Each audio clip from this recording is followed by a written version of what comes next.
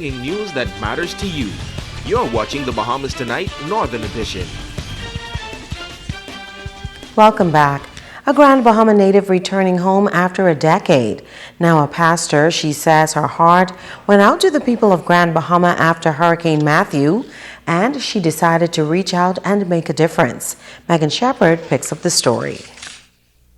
She is a native of Hawksville, Grand Bahama, but has been living in Turks and Caicos for the past 12 years. After hearing of the devastation left by Hurricane Matthew, Pastor Karen Higgs returned this past week to facilitate a feeding program in the Western District. After hearing of the devastation, I began to think of what I could have done to help. And so knowing that a lot of the power was out and, a lot of kids not in school and all of that.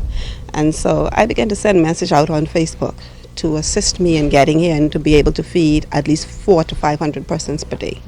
And so we got in here on Tuesday, and we've been doing very well.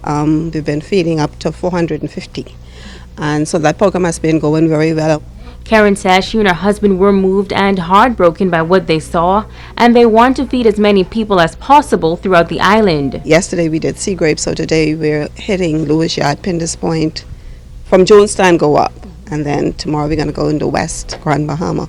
Delivering, and persons have been coming on board and just assisting and helping us out so well.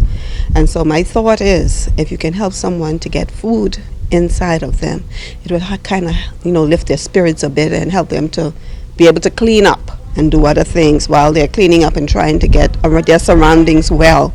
Then we can prepare food and feed them, and that's the whole idea. The feeding program is being operated from the kitchen at Mount Calvary Baptist Church. Pastor Paul Mullings commending Higgs for assisting families.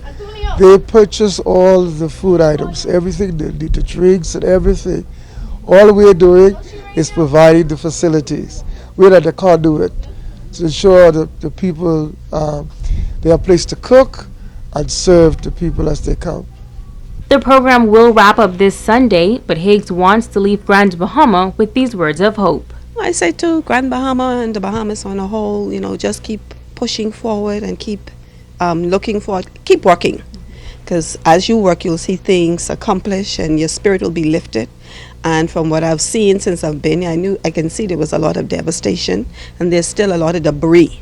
But in the midst of it, I can still see hope. Megan Shepherd, ZNS Network News.